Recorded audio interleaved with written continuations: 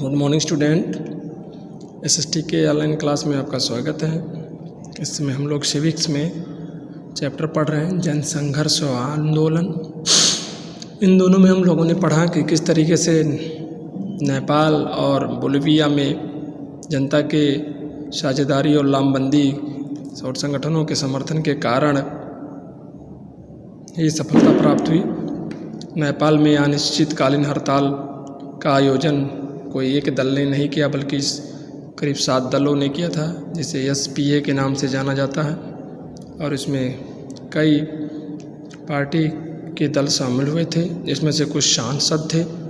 केवल SPA के ही आंदोलन के कारण नहीं अपितु नेपाली कम्युनिस्ट पार्टी, जिसे माओवादी के संगठन के नाम से जाना जाता है, वो भी भाग लिया था।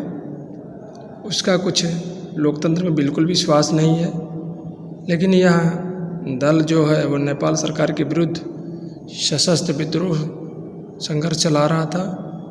इसने नेपाल के एक बड़े भूभाग पर नियंत्रण भी कर लिया था। नेपाल के जन संघर्ष में राजनीतिक पार्टियों के अतिरिक्त कई संगठन भी शामिल थे।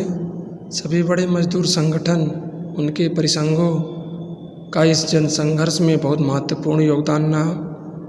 इसके अतिरिक्त समर्थन देने वाले संगठनों में शिक्षक, इंजीनियर, मानवाधिकार कार्यकर्ता आदि के लोग थे।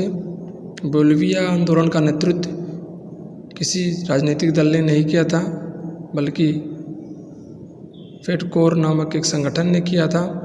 इस संगठन में पर्यावरण विधि, अभियंता, इंजीनियर और सामान्य लोग शामिल थे।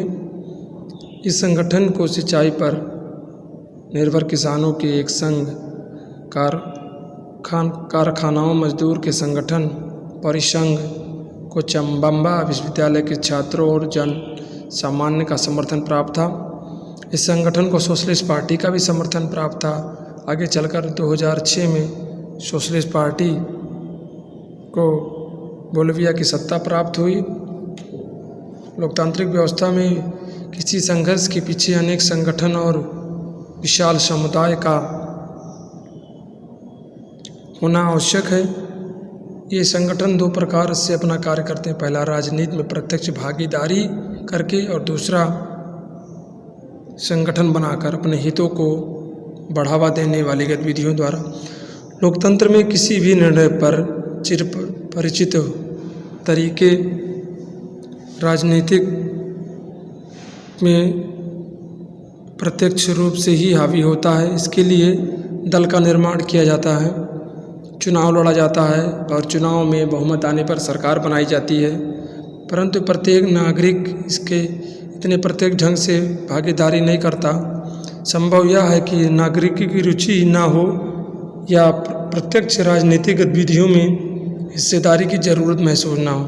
ऐसा भी हो सकता है कि उसके पास आवश्यक कौशल का अभाव हो, या ऐसे सिर्फ मतदान करके प्रत्यक्ष राजनीति में भागीदारी की सुनिश्चित करना चाहता हो।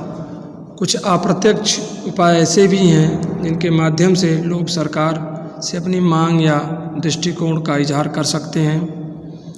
लोग इसके लिए संगठित होकर अपने हितों और दृष्टिकोण को बढ़ावा देने के लिए गतिविधियां कर सकते हैं। इस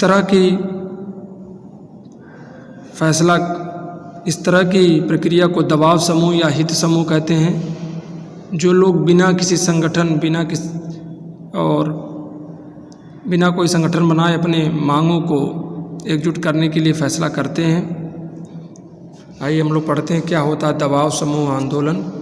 दबाव समूह की नीतियों को प्रभावित करने का प्रयास तो अवश्य करते हैं, लेकिन राजनीतिक दलों की तरह सत्ता पर प्रत्यक्ष नियंत्रण करने या साझेदारी का उनका कोई उद्देश्य नहीं होता। उनका मुख्य उद्देश्य यही होता है कि जो भी सरकार बने उनके हितों का ध्यान दे। जब समान पेशे, हित और आकांक्षा या विचार के लोग किसी एक उद्देश्य को प्राप्त करने के लिए जुट होते हैं, तो यह एक दबाव समूह के रूप में जन्म लेता है।